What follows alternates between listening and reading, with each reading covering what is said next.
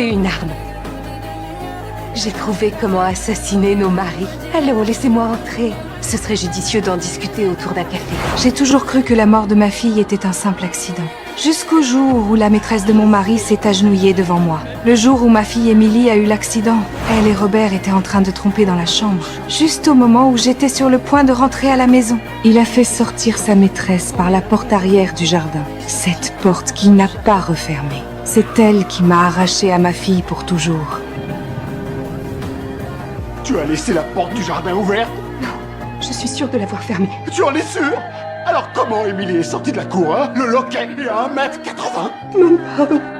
Je pensais qu'elle était fermée. Ce n'est qu'aujourd'hui que je découvre la vérité. Mais le pire restait à venir.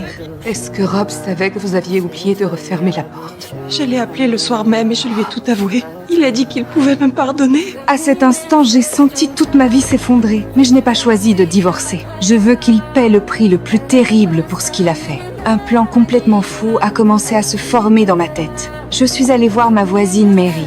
Une pauvre femme, elle aussi martyrisée par son mari. Je lui ai dévoilé mon plan. Mais la Bible nous dit « Tu ne tueras point ». Dieu pourrait ne pas comprendre. Lui peut-être, mais sa femme comprendra. Bien, alors c'est entendu.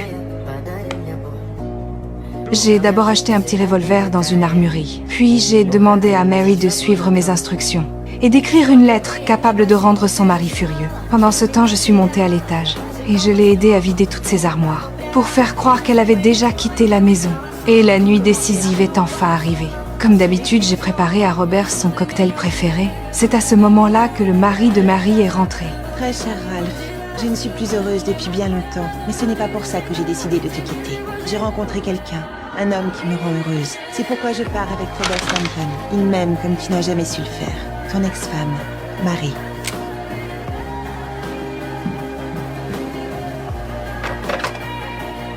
J'ai de nouveau posé des questions sur la mort de ma fille, et sa réponse allait déterminer combien de balles il y aurait dans son revolver. Est-ce que ce jour-là, il s'est passé quelque chose dont tu ne m'aurais jamais parlé? Non. Merci, Rob. Mais de quoi? Tu viens de me rendre les choses beaucoup plus faciles. Tu ne réponds pas? C'est sûrement un faux numéro. C'est alors que le mari de Mary a surgi. Il a sorti l'arme qu'il gardait à la ceinture, et les deux hommes se sont battus en une fraction de seconde.